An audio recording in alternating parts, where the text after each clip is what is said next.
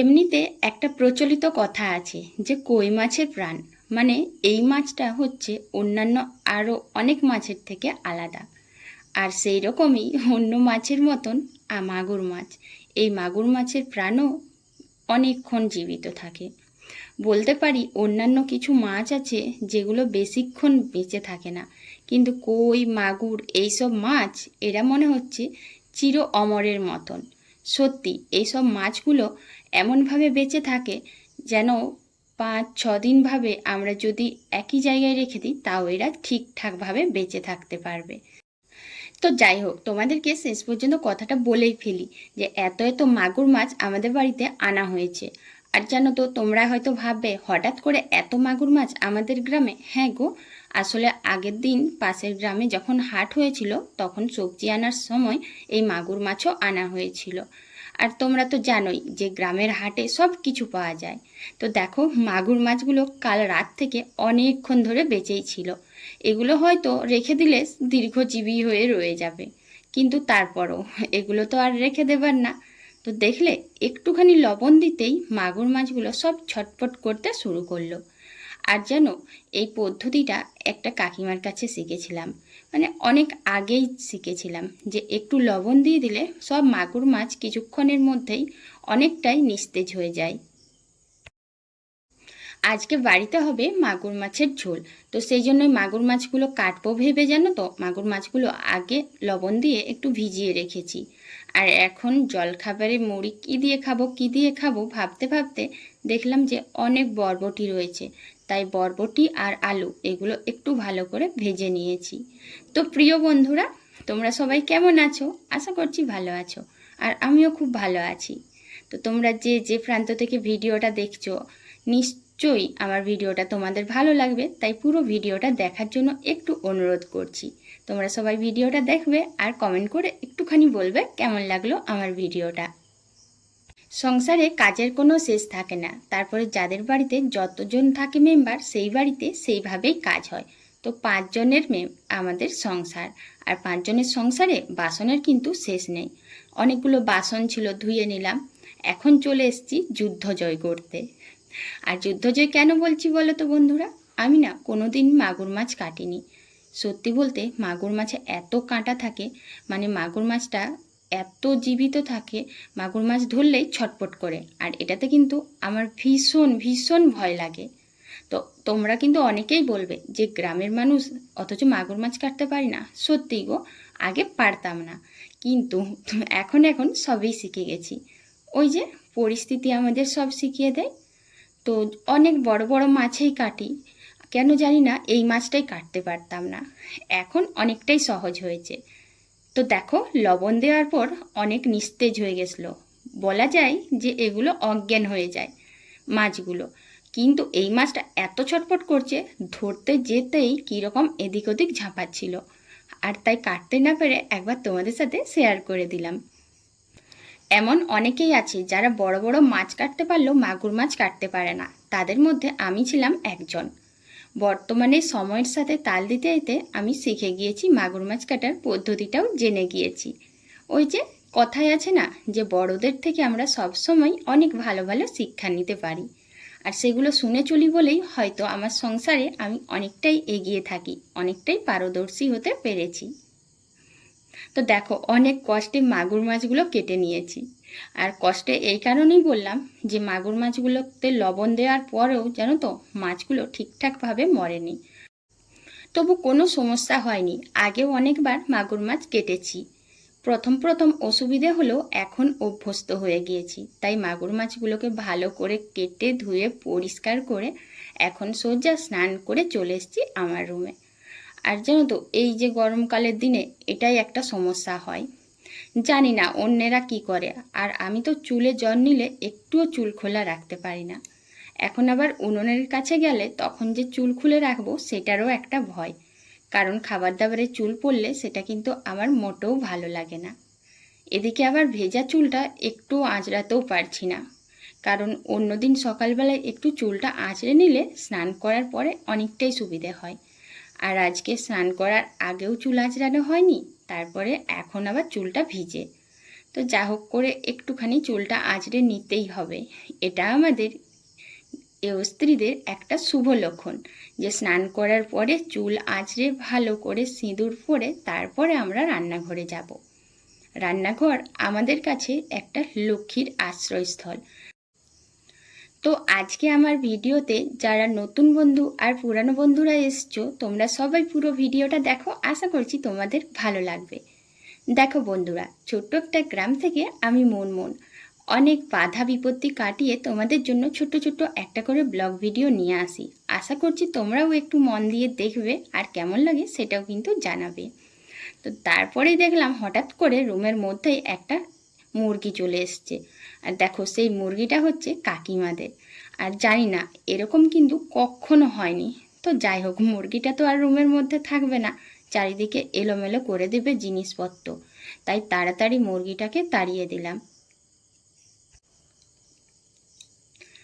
এখন সমস্ত কাজ সারার পরে একজন গৃহিণী সবচেয়ে বড় দায়িত্ব থাকে যে তাকে তাড়াতাড়ি করে রান্নাবান্না করতে হবে। আর সত্যি আমাদের মানুষের এটাই একটা যেন বড় কাজ, যে সারাদিনে আমরা কি কাজ করছি কি না করছি সব কিছুর মূল উদ্দেশ্য থাকে খাওয়া দাওয়া।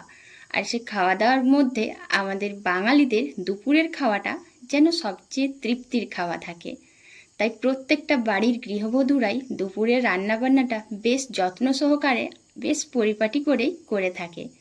আর তাদের মধ্যে আমিও একজন গ্রামের গৃহবধূ, তাই আমিও কিন্তু দুপুরের রান্নাবান্নাটা খুব তাড়াতাড়ি করার চেষ্টা করি আর মনোযোগ দিয়ে সবার মন প্রাণ যাতে ভরে যায় সেইভাবেই রান্না করার চেষ্টা করি। অনেকক্ষণ ধরেই তোমাদের সাথে বকবক করছি, কিন্তু বিশেষভাবে একটা কথা বলতে চাই। জানো তো, কয়েকদিন ধরেই আমাদের এখানে ভীষণ নেটওয়ার্কের সমস্যা। তো ঠিকভাবে আমি লাইভেও আসতে পারছি না, ভিডিও এডিট করছি, হয়তো ভিডিও আপলোডও ঠিক হচ্ছে না।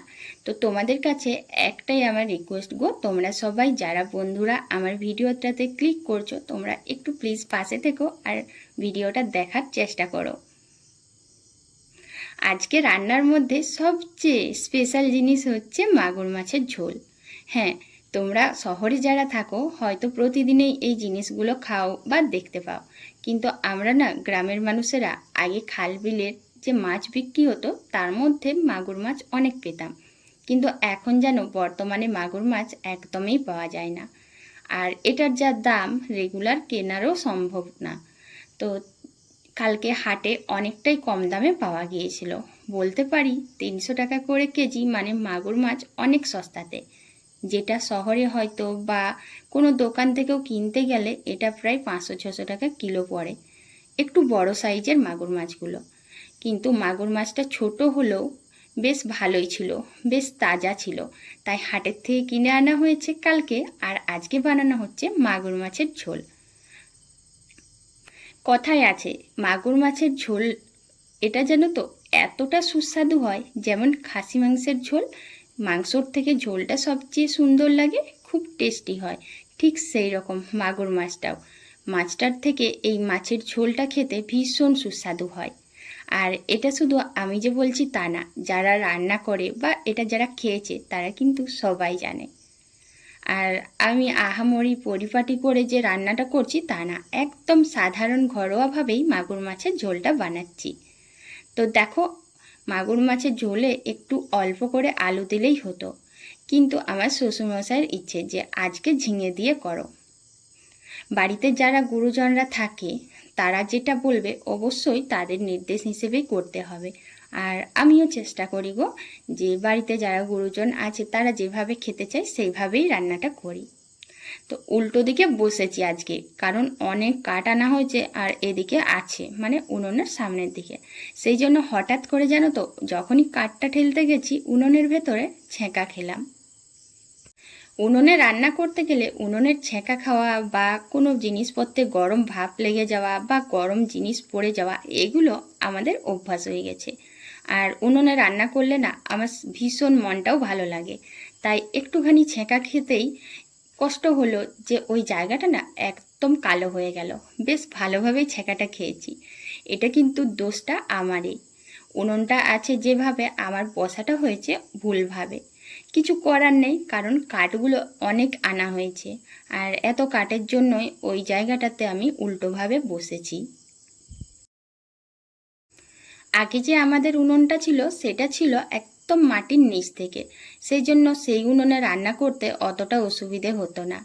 আর এখন এই ফোল্ডিং উনুন, মানে যেটাকে বলা যায় তুলা উনুন, এই তুলা উনুনে না রান্না করতে অনেকটাই সমস্যা হয়। মাঝে মধ্যে মনে হয় কড়াটা পড়ে যাচ্ছে, হাঁড়িটা পড়ে যাচ্ছে। আর ছোট ছোট কাঠগুলো ক্রমাগত না দিলে একদমই রান্নাটা হবে না। তো যাই হোক, শেষ পর্যন্ত আজকে আমি মাগুর মাছের ঝোল রান্নাবান্না করে নিয়েছি। এখন আমি আর ছেলে দুজনে খেতে বসেছি। অন্যদিন ছেলেকে আলাদা থালায় দিই, আজকে একসাথে দেওয়ার কারণ হচ্ছে ছেলে না মাগুর মাছ খেতে ভালোবাসতো আগে ছোটোবেলায়, এখন বলছে না খাবো না। আর ছেলেকে যাতে আমি খাওয়াতে পারি তার জন্যই একসাথে ভাত আর তরকারি নিয়েছি। আর আজকে করেছি শাক ভাজা। আমি আর ছেলে দুজনে মিলে বেশ তো বসে পড়েছি মেঝেতে, আর দুজনে না কথা বলতে বলতে সব ভাতটা খাবো। আর আমার একটাই উদ্দেশ্য রয়েছে যে ছেলেকে যা হোক করে মাগুর মাছ দিয়ে ভাতটা খাওয়াতে হবে। আর তার সাথে কয়েকটা আম নিয়েছি। আর হ্যাঁ, তোমাদেরকে তো বলতেই ভুলে গেছি, শুধু মাগুর মাছের ঝোল না গো, সাথে ছিল একটু শাক ভাজা। আর শাক ভাজার ভিডিওটা তোমাদের সাথে একদমই শেয়ার করতে ভুলে গেছি। যদিও তোমরা পুরো ভিডিও যদি শেয়ার করি অত বড় ভিডিও দেখবে না, তাই একদিকে ভালোই হয়েছে। তো সমস্ত বন্ধুদেরকে জানাই শুভ দুপুর। দুপুরবেলায় খাওয়া দাওয়ার পরে বিভিন্ন মানুষ বিভিন্ন কাজে ব্যস্ত হয়। কেউ হয়তো লাইভ করে, যেমন আমি একটু লাইভ করলাম, কেউ হয়তো একটু বিশ্রাম নেয়, কেউ হয়তো ফোন দেখে, কেউ বা ভিডিও এডিট করে। তো এত সবের মধ্যে এখন কিন্তু আমি লাইভও করছি না, কারণ নেটওয়ার্কের সমস্যা, তাই ঝটফট করে জামা কাপড়গুলো গুছিয়ে নিচ্ছি। তো বন্ধুরা, জানো তো এদিক ওদিক জামা কাপড় অনেক পড়ে আছে, তাই ভাবলাম এই কাজটা তাড়াতাড়ি করে নিই। কারণ কোনো কাজ ফেলে রাখা মানেই সেই কাজটার জন্য পরে আবার আলাদা করে টাইম লাগবে। তাই এখন যখন ফাঁকা আছি এখনই কাজগুলো করে নিই। আর হ্যাঁ, এতক্ষণ পর্যন্ত যারা যারা আমার ভিডিও দেখছো তোমরা কিন্তু অবশ্যই বলবে আজকের ভিডিওটা তোমাদের কেমন লাগলো। আর মাগুর মাছের ঝোল দিয়ে ভাতটা কিন্তু আমি আর আমার ছেলে দুজনেই অনেকটাই বেশি করে খেয়ে নিয়েছি। আর এখন মনটাও বেশ ভালো লাগছে যে নিজের হাতে মাছটা কেটে রান্না করে খেতে পারলাম। আর আজকের ব্লগটা এখানেই শেষ করছি। সবাই ভালো থেকো, সুস্থ থেকো, টাটা।